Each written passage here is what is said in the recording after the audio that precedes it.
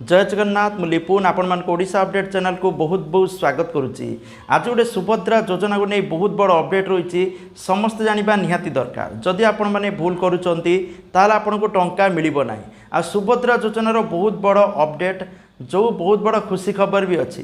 प्रथम जिनस रोचे आपण मान देख पारथबे ए सुभद्रा योजनार फॉर्म हाथ में अच्छी तो आपण माने समस्ते आवेदन निहाती भावे करथिबे। किंतु सुभद्रा योजनार बड़ अपडेट कौन रोची ना प्रथम जिनस रोचे सुभद्रा योजनार टंका मिलवा आरंभ हो जाइए।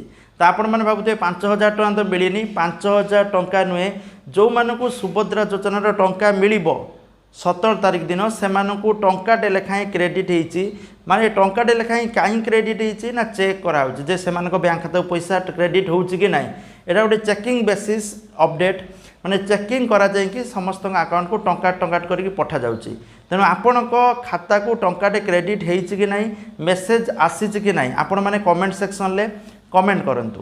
ता सहित सुभद्रा योजनार बहुत बड़ अपडेट जो माने सुभद्रा योजन 15 तारिख सुधा आवेदन करिसंती सेमानकु सुभद्रा योजना टंका 17 तारिख दिन मिलिबो।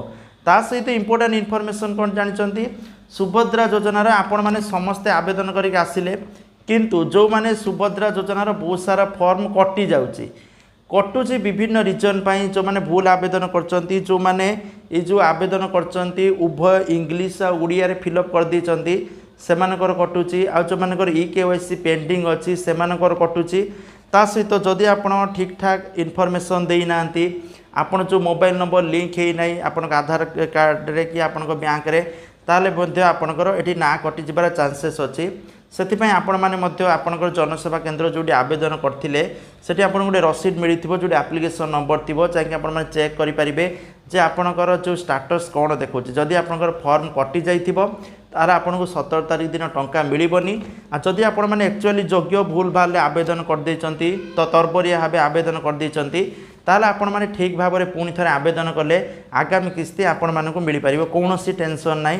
तेणु आपण मानक खुशी खबर आ जो मानक टंकाटे मिली से कंग्राचुलेसन कारण 17 तारिख दिन आपण मानक प्रथम किस्ती मिल आवास योजना टंका से दिन मिलूँ। तो जहाँकि इनफॉरमेशन थैंक यू जय जगन्नाथ।